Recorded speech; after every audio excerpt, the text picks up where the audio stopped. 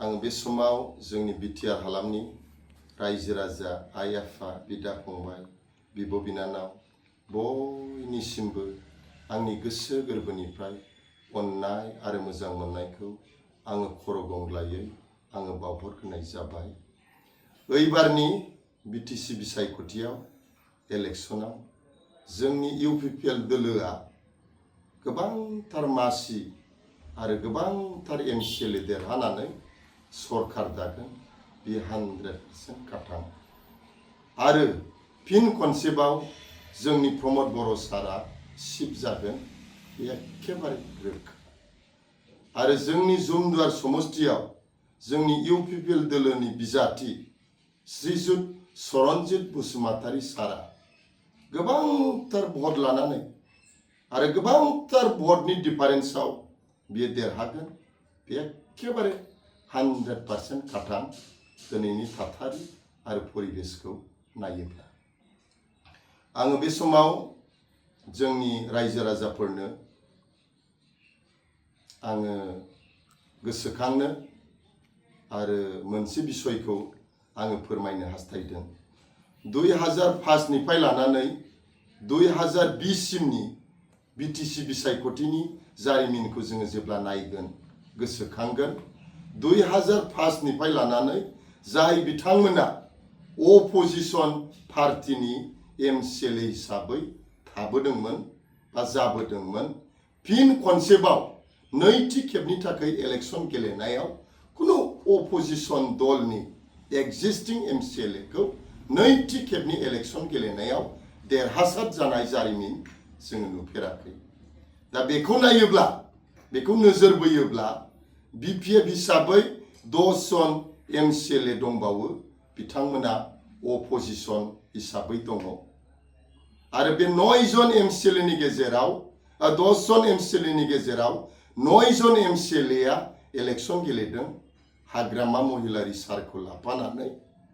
दा दिनैनि दिनाव सिगांनि जारिमिनखौ जोङो गोसोखाङोब्ला हाग्रामा महिलारी सारखौ लाफानानै बे 9 जन एमसिएलएआ जेनगोन, बे 100% खाथां।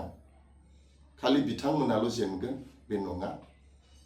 बिपिएफ दोलोनि जेसेबां केन्डिडेट दं, फारि फारि फारि फारि गासिबो केन्डिडेटआनो 99% जेनगोन, बे 100% सियर।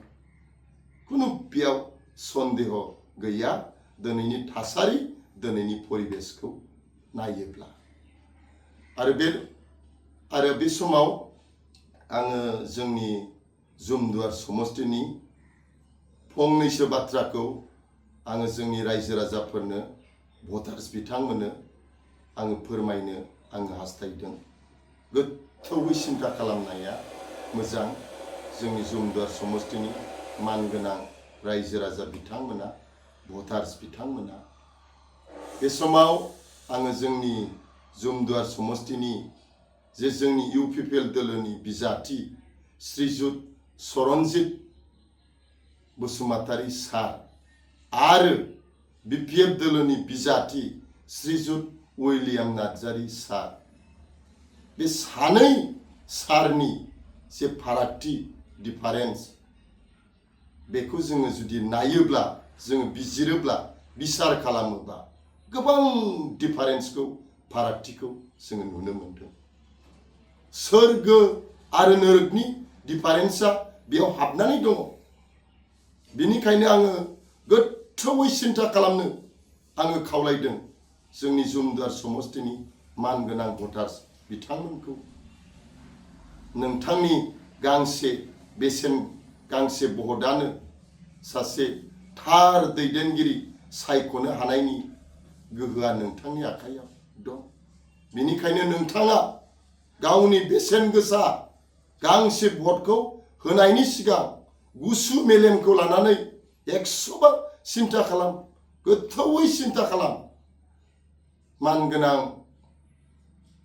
चरणजित बसुमतारी सारनो होनाया मोजां ना मानगोनां उइलियाम नार्जारी सारनो होनाया मोजां?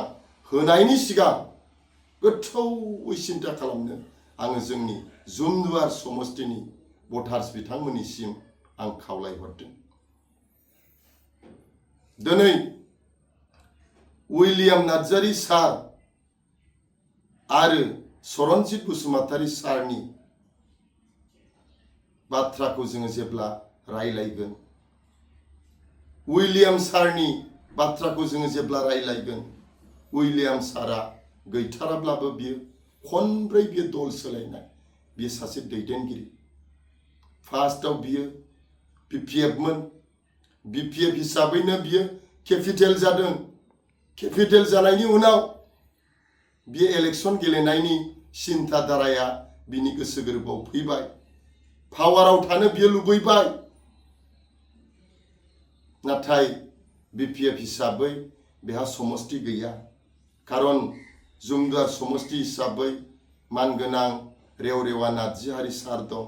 सराइबिल समष्टि हिसाबै दाजु नार्जारी सार दं। बिनिखायनो बियो मा खालामखो, 2020 नि इलेक्शननि सिगां सिगां बियो BJP आव हाबैबाय। बियो BJP आव थांबाय आरो 2020 आव बियो BJP नि जानानै सराइबिल समष्टियाव बियो इलेक्शन गेलेबाय। बिनि इलेक्शनाव, बिनि केम्पिंआव बै समनि चिफ मिनिस्टार सर्बानन्द सनवाल सारानो हेलिकप्टारजों फैलायनानै बसगाव बायदि जायगायाव इलेक्शन केम्पिं खालामफैदों। दानि चिफ मिनिस्टार, बै समनि cabinet minister doctor Hemant Biswa Sharma सारा गसाइगाव बायदि टाउनाव हर थाफैनानै बिनि थाखाय इलेक्शन केम्पिंआव नामायदों, पदयात्रा खालामदों, गोबां गिदिर गिदिर मास गेदारिं खालामदों। BJP नि जेसेबां दैदेनगिरिफोर दं, दिसपुरनिफ्राय लैहोर लैहोर फैनानै बिथांनि केम्पिंआव बाहागो लाफैदों। थेवब्लाबो बिथाङा जेनदों। जानो हागौ देरहानायनि बरादखौनो इसोरा बेनो होआखै खोमा। आरो बिनि उनाव जेनखांनायनि उनाव माखासे सम बियो BJP आव थानानै बियो UPPL आव फैदों।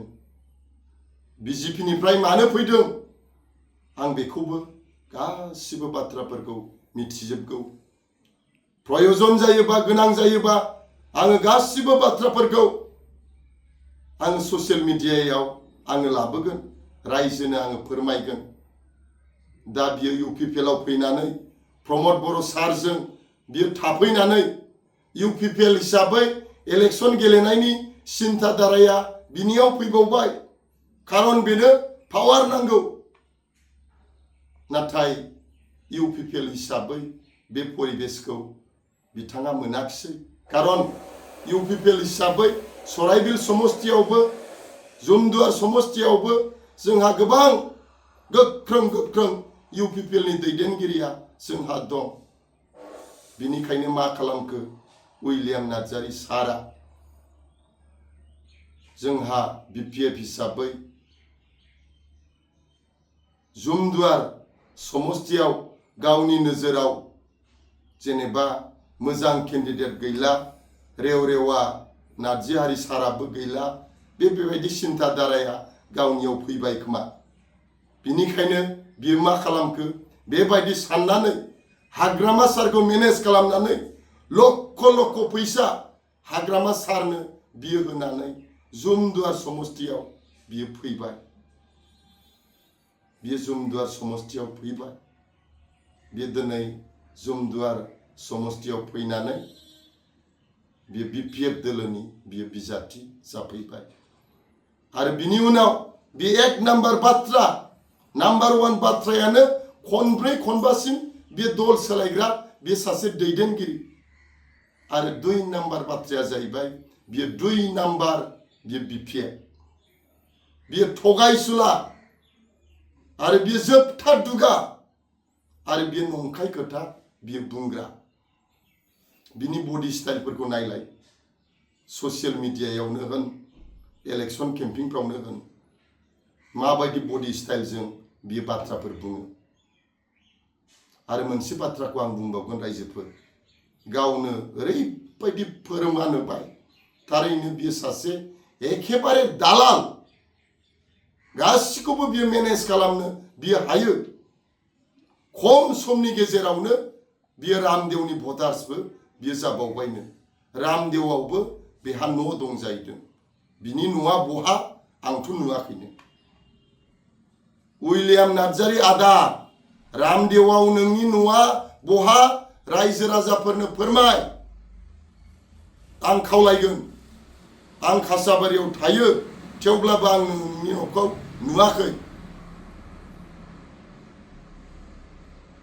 दा बेबायदि बियो सासे दैदेनगिरि आरो 2005 निफ्राय लानानै जेब्लासिम बियो UPPL सिम दंबोयो बे समाव गोबांथार MCLA खौ बियो मेनेज खालाम बियो बे समखौ बियो बारग'होबोदों 2020 नि जारिमिनखौ जोङो जेब्ला नायगोन GSPL दोलोनि जायहा मोन गणश्याम दास सारखौ बिथांखौ कमप्लिटलि मेनेज खालामनानै बेनो मा नांगौ मा नाङा थाखा फैसा गारि घोड़ा गासिबो बुस्थुखौ बियो मेनेज खालामनानै एग्रिकालचार डिपार्टमेन्टखौनो बियो बायनानै लानाय बायदि बियो खालामबोदों बे बाथ्रायाथ' आंनि बाथ्रा नङा बेखौ बयबो रायजो राजाफ्रानो नुदों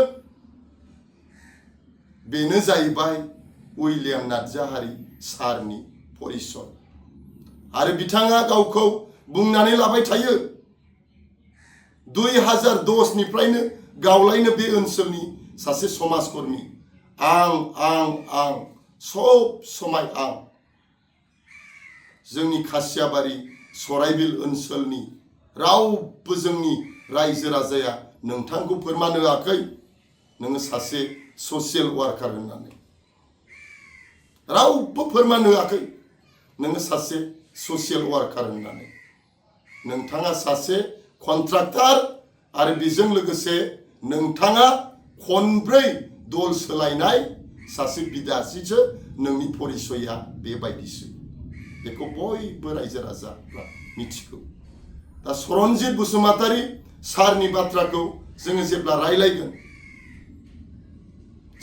रायलायगोन बियो सासे सादा सिदा नोरोम आखु सब समाय मिनिस्रा बयजोंबो मोजाङै बियो रायलायग्रा बियो सादा सिदा सासे बियो दैदेनगिरि जारागुरि हायार सेकेन्डारियाव बियो मास्टारसो मावोमोन रायजो राजाफ्रा खनले खावलायनायाव जोंनि दैदेनगिरिफ्रा दल संगठनफ्रा खावलायनायाव बिथाङा दिनै ओंखारबोबाय इलेक्शन गेलेनो होननानै बेहा कुनु दाग गैया बेहा कुनु बरनाम गैया कुनु कारापसन बेहा गैया बियो सासे फ्रेश गोदान बियो सासे दैदेनगिरि आरो गोख्रों थार सैथो आखुनि बे दैदेनगिरि